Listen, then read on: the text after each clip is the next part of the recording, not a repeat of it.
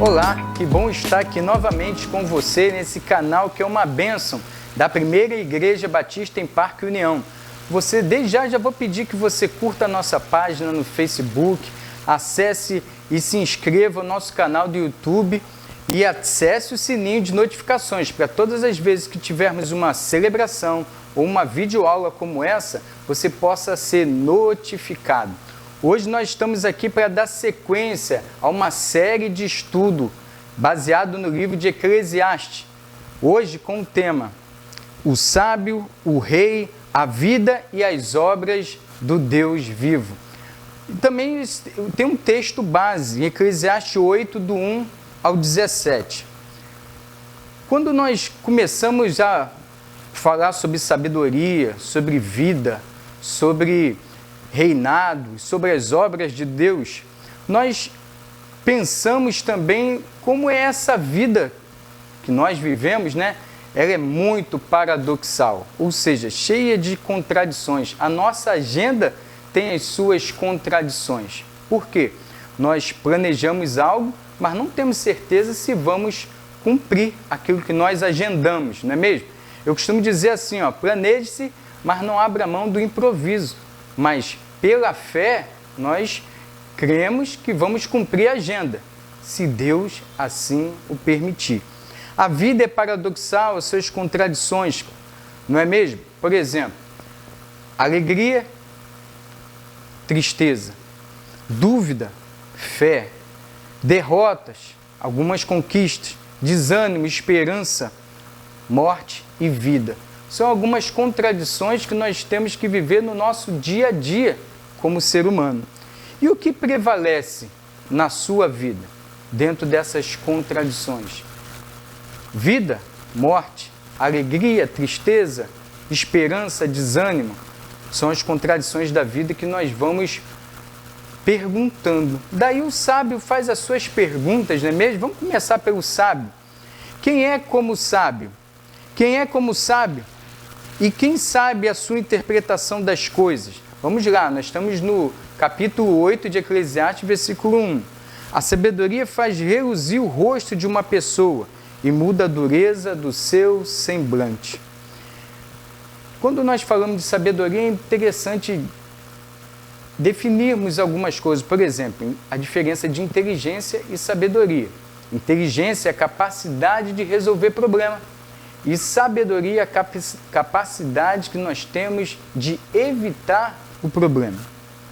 E aquele que sabe interpretar o que está acontecendo à sua volta no mundo de maneira geral. O sábio. Ele tem uma percepção mais acurada. Ele não está alheio ou alienado a tudo que está acontecendo. Percepção é o resultado dos nossos 5 sentidos, no qual nós percebemos o que está acontecendo à nossa volta e no mundo, e também nós nos comunicamos com o mundo, pessoas, com Deus, também através dos nossos sentidos. Claro, incluindo na relação com Deus o sentido espiritual também. Diante das múltiplas realidades da vida, o sábio age com destreza e habilidade. Daí a diferença também, né, do sábio para o tolo. O tolo, ele é impulsivo, o tempo todo ele não pensa e faz. Mas quando nós pensamos nas habilidades de múltiplas realidades para lidar com tudo isso, nós pensamos na assertividade. O que é assertividade? É uma habilidade social. Nós não nascemos assertivos, nós nos tornamos a partir de uma referência. O que é então assertividade? Uma habilidade social no qual nós temos os extremos, agressividade e passividade. Assertivo é o equilíbrio entre esses dois extremos que nós temos na nossa natureza humana, agressividade e passividade. Esse equilíbrio se chama assertividade, no qual eu coloco minhas opiniões, eu coloco meus desejos num grupo, eu expresso minha opinião, eu expresso minha vontade sem ser agressivo e sem ser passivo, aquele que aceita tudo. Geralmente aquele que aceita tudo tem muita dificuldade em dizer não, mas o assertivo equilibrado, tem as suas habilidades. E o sábio é extremamente assertivo. O sábio é alguém que sempre tem uma saída para os conflitos. Ele não se entrega ao desânimo, ele não se entrega ao negativismo. Ele sempre tem uma saída, ou no mínimo ele vai buscar uma saída. E o sábio também revela em si a clareza no olhar. Já prestou atenção quando você quer alguma coisa, você vai pedir um conselho e você fala com aquela pessoa que é a sua referência de sabedoria? Bem provável que você o enxergue, o identifique pela clareza do olhar do sábio. E também a firmeza no falar em suas decisões. E é o sábio que tem uma característica importantíssima, que é um coração flexível e não um coração endurecido. Eu sou assim, sempre fui assim, vou morrer assim, não. Tem um coração flexível. Se já falamos sobre o sábio, e era importante para nós falarmos sobre os outros nomes do tema, o sábio, ele determina muito do que nós vamos ser diante também de um rei. O segundo ponto, que é o rei, como nos posicionamos de maneira sábia diante de um rei? Claro, temos algumas características, né? O respeito, a prudência, a cautela. Ninguém fala de qualquer maneira na frente de um rei. E aqui, Salomão, ele está falando, no capítulo 8, da referência de como nós nos dirigimos. Nós vamos falar, se posicionar na presença de um rei. E aí vamos para o versículo 2. Eu digo a você, observe o mandamento do rei, e isso por causa do julgamento que você fez diante de Deus. Não tenha pressa em sair da presença dele, nem insista em fazer o que é mal, porque ele faz o que bem entende. Porque a palavra do rei tem autoridade suprema. Quem pode lhe perguntar, o que você está fazendo? Quem guarda o mandamento não experimenta nenhum mal, e o coração do sábio conhece o tempo e o modo certo de agir em relação ao rei. Nós acabamos de ler o versículo 2, 3, 4 e o 5 do capítulo 8. Está vendo que ele está falando de uma relação com o rei bem parecida com uma relação que naquela época tinha em relação a Deus. Então essa autoridade do rei era bem respeitada. Havia uma prudência, havia uma cautela. Não cabe ataques ao rei, mas quando o rei é mau. E quando o rei é mau? Como nós devemos nos posicionar?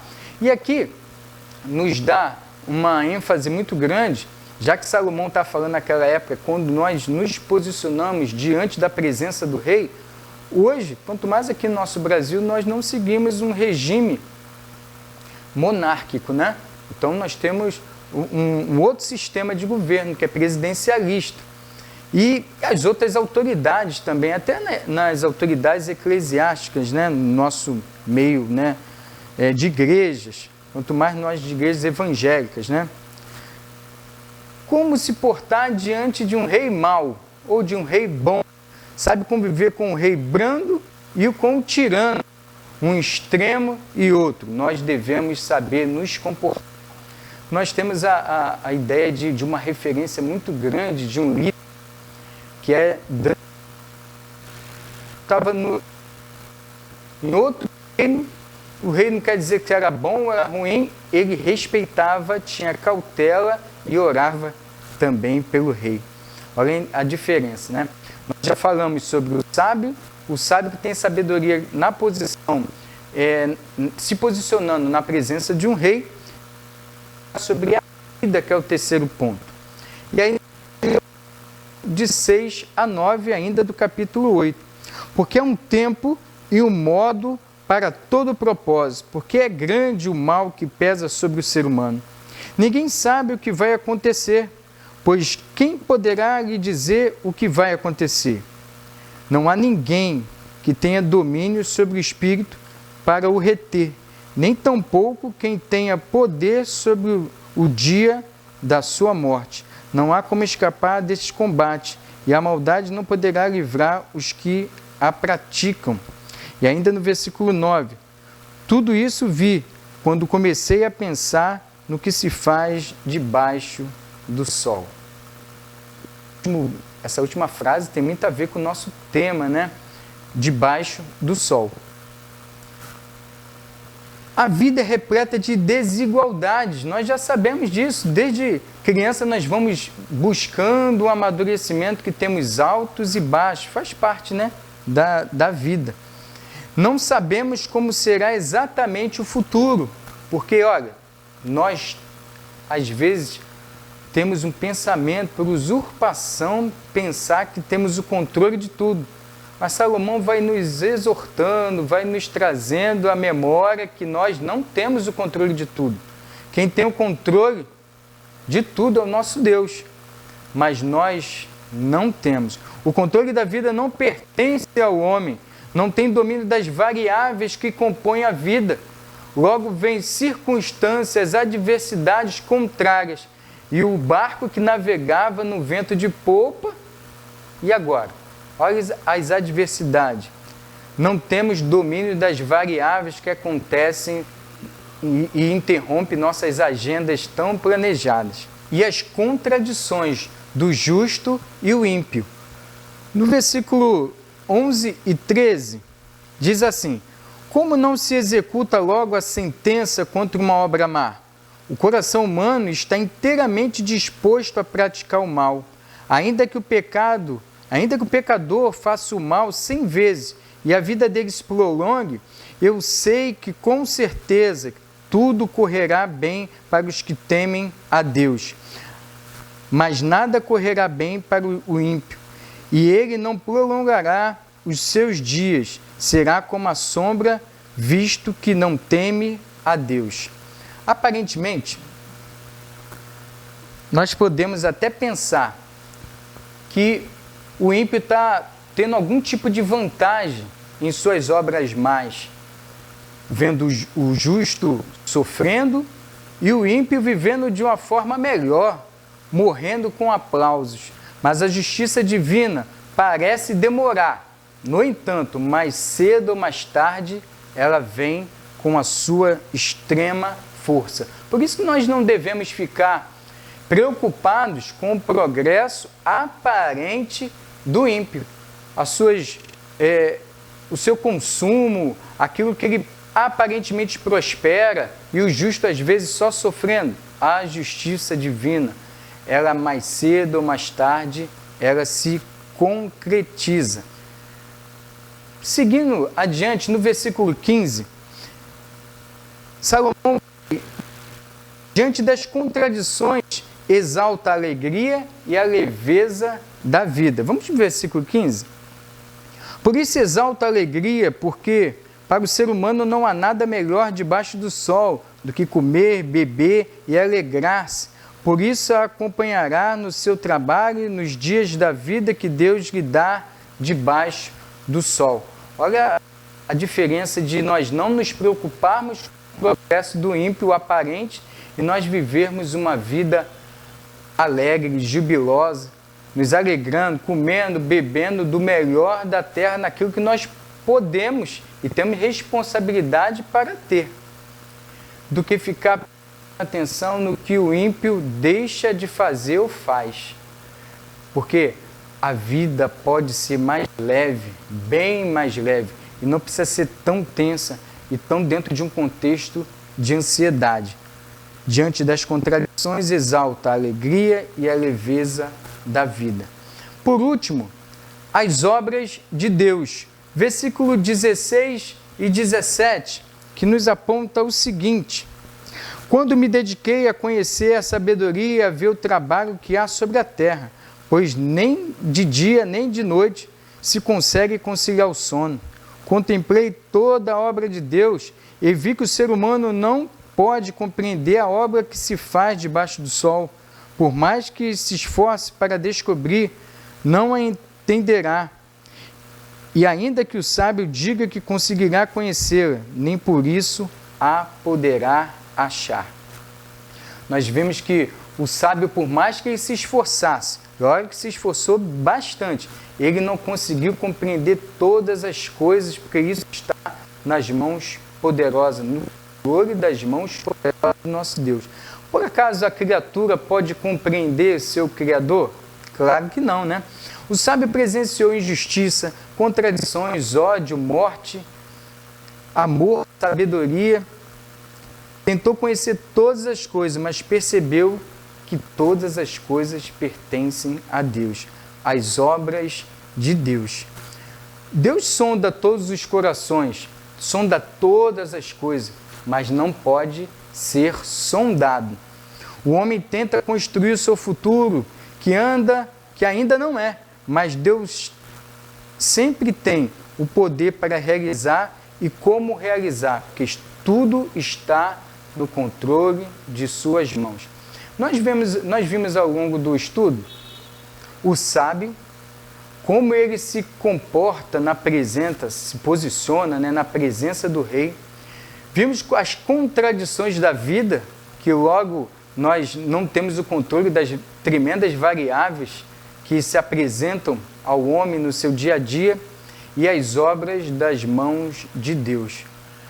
Esses 4 pontos, ele nos aponta um Salomão com um olhar suspenso, entendendo todo esse contexto. E o último ponto das obras de Deus, já que nós não podemos compreender Deus em sua totalidade, tão somente naquilo que ele se revela. E ele se revelou a partir da sua palavra, naquilo que ele entende que o homem possa alcançar. Daí o contexto que nós hoje temos a iluminação do Espírito Santo para interpretar a sua palavra. No entanto, existe uma pessoa que compreende muito Deus. Paulo, escrevendo a sua primeira carta aos Coríntios, no capítulo 2, a partir do versículo 10 até o versículo 12, diz assim: Deus, porém, revelou isto a nós por meio do Espírito, porque o Espírito sonda todas as coisas, até mesmo as profundezas de Deus, pois quem conhece as coisas do ser humano, a não ser o próprio Espírito humano que nele está. Assim, ninguém conhece a Deus, as coisas de Deus, a não ser o Espírito de Deus, que conhece todas as profundezas de Deus. Nós sabemos que nós não temos o controle de tudo, mas nós temos um Deus que controla tudo, nos criou, não nos abandonou, nos governa e nos sustenta. O caminho sempre vai ser a partir da sua palavra. E que possamos ter uma mente de sabedoria, buscando, através do Espírito Santo, a iluminação para entender a palavra de Deus. Muito bom ter você aqui conosco até o finalzinho dessa videoaula. Deus te abençoe e até a próxima.